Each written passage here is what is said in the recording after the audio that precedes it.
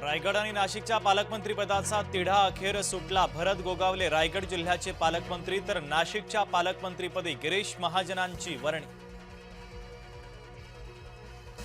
नाशिकमध्ये उबाठा पक्षाचा भव्य मोर्चा, खासदार संजय राऊतांच्या नेतृत्वात शिवसैनिक रस्त्यावर, खड्ड्यांच्या मुद्द्यावर मनपा कार्यालयावर धडक।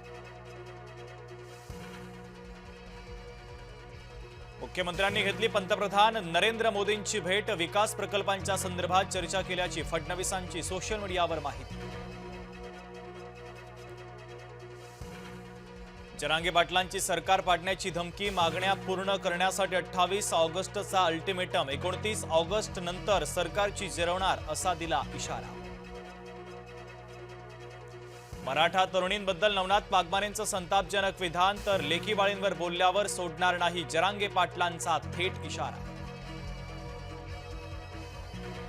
भारतीय जनता पक्ष म्हणजे लबाड पार्टी, भाजपचे पदाधिकारी सतत खोटच बोलतात, काँग्रेस प्रदेश अध्यक्ष हर्षवर्धन सपकाळांची टीका। पवारांची राष्ट्रवादी निवडणूक आयोगाच्या कार्यालयाला भेट, तर एसआयआर प्रक्रिया योग्य पद्धतीने राबवली जात नसल्याचा आरोप, रोहित पवारांचा न्यायालयामध्ये जाण्याचा इशारा। एसआयआर प्रक्रियेची मुदत आज संपणार, महाराष्ट्राची अंतिम मतदार यादी 27 ऑक्टोबरला होणार प्रसिद्ध, तर एसआयआर मोहिमेत सहभागात विरोधी पक्ष उदासीन असल्याचं समोर। रस्त्यांचं रिपोर्टिंग करणाऱ्या मुली राज ठाकरेंच्या भेटीला, समस्या मांडणाऱ्या मुलीच्या पाठीवर राज ठाकरेंकडनं कौतुकाची थाप। तारापूर एमआयडीसी मधील विराज प्रोफाईल कंपनीमध्ये स्फोट, काही कामगार जखमी झाल्याची शक्यता, स्फोटानं आजूबाजूचा परिसर हादरला। भंडाऱ्यामध्ये अंगणवाडीतील स्लॅबचं प्लास्टर कोसळलं, विद्यार्थ्यांना वेळीच बाहेर काढल्यानं अनर्थ टळला, लाखांदूर तालुक्यातल्या बिर्ली खुर्द येथील घटना। जव्हारच्या खडकीपाडा पुलाचा प्रश्न वर्षानुवर्ष प्रलंबित, पावसाळ्यामध्ये संपर्क तुटल्यानं विद्यार्थी, रुग्ण आणि ज्येष्ठ नागरिकांचे अतोनात हाल।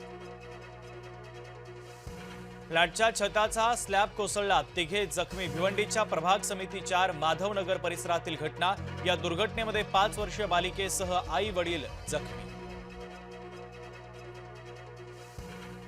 साताऱ्यातील जुन्या भांडणाचा राग पुण्यामध्ये काढला, पहाटे कॅफेमध्ये झालेल्या राड्याचं कारण समोर, रील स्टार माधुरी कुंभारसह 8 जणांवर गुन्हा।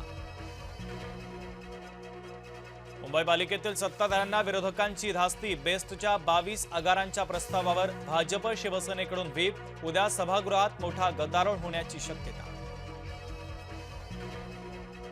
मराठी न येणाऱ्या रिक्षा आणि टॅक्सी चालकांच्या विरोधात उद्यापासून कारवाई होणार, मराठी भाषा पाठ्यक्रम अभियानाची मुख्यमंत्र्यांच्या उपस्थितीमध्ये आज सांगता।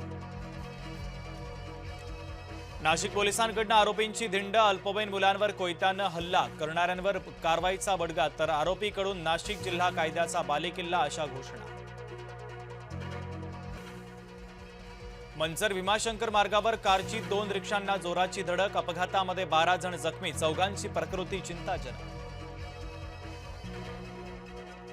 विहिरीमध्ये पडलेल्या म्हशीची सुखरूपपणे सुटका, साताऱ्याच्या कळंब गावातील घटना, कठडा नसल्यानं म्हैस थेट 100 फूट खोल विहिरीमध्ये कोसळली होती।